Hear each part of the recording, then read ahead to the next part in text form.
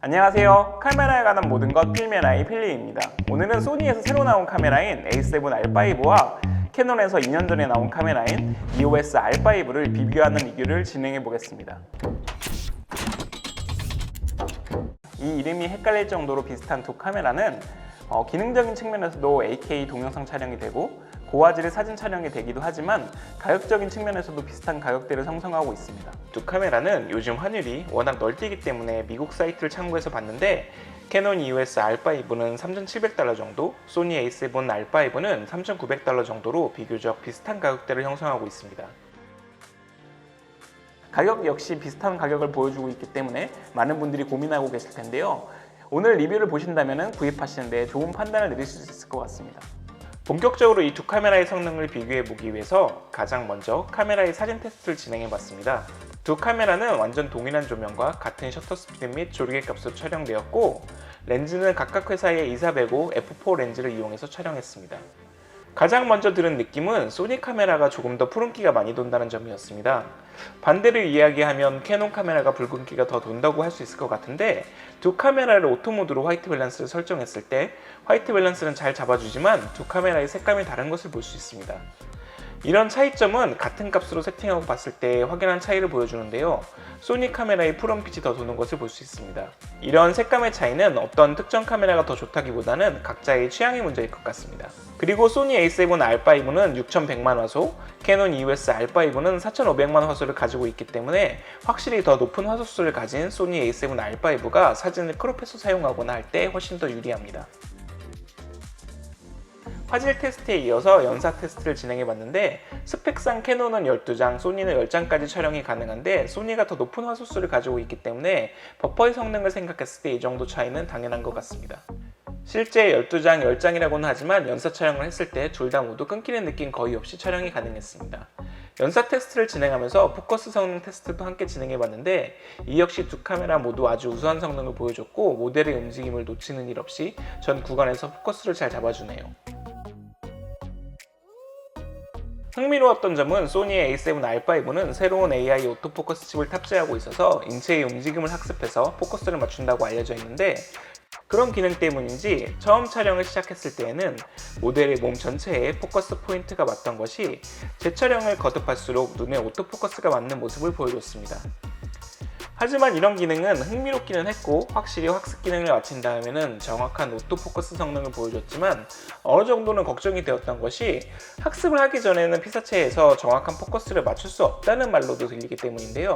실제로 처음 찍은 사진은 어깨 부분에 포커스가 맞춰져 있어서 눈에 포커스가 나간 것이 확인이 되었지만 후반에 2, 3회 정도 다시 재촬영을 했을 때에는 눈에 포커스가 잘 맞는 것을 확인할 수 있었습니다.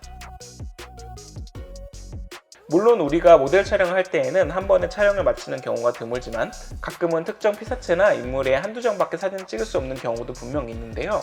그럴 때 처음부터 포커스가 제대로 맞지 않는다고 생각하면 그런 부분은 조금 걱정이 될 것 같습니다. 인물 촬영에서는 두 카메라 모두 우수한 성능을 보여줬지만 동물 촬영을 할 때에는 확실히 소니 A7 R5가 더 뛰어난 성능을 보여줬습니다. 사람이나 개나 고양이 두 가지 선택 옵션만 가지고 있는 캐논 카메라에 비해서 소니는 훨씬 더 다양하고 세분화된 옵션을 가지고 있었고 실제 촬영에서도 더 우수한 포커스 성능을 보여줬습니다. 미어캣을 촬영할 때에도 캐논은 아이 디텍션이 안 되는 반면에 A7 R5는 미어캣의 눈을 정확하게 포커스를 찾아주는 뛰어난 성능을 보여주네요.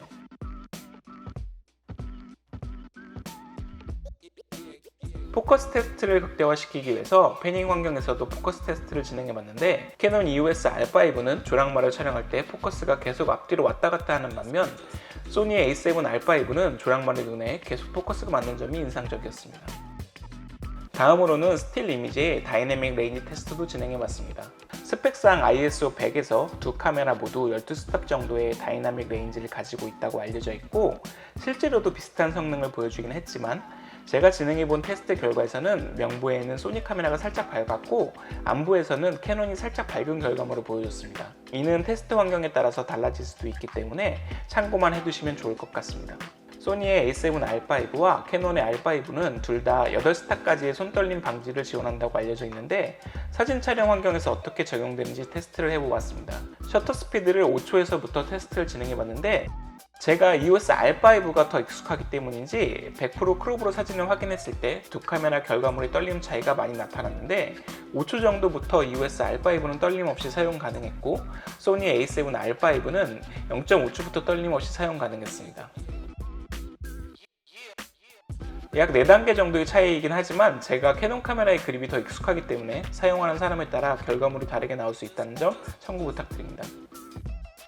동영상 촬영에서도 손떨림 방지 기능을 테스트해보기 위해서 두 카메라를 동시에 촬영을 진행해봤는데 소니 A7 R5와 캐논의 EOS R5 모두 8K 촬영을 지원하지만 A7 R5는 1.24배로 크롭이 되고 24프레임까지의 촬영만 지원합니다.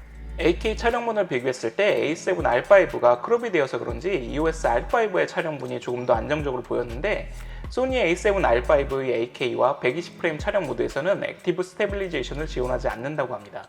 4K 촬영에서도 캐논의 EOS R5는 120프레임까지의 고속 촬영을 지원하는 반면 소니의 A7 R5는 60프레임까지의 고속 촬영을 지원하며 역시 1.24배 정도로 크롭이 됩니다.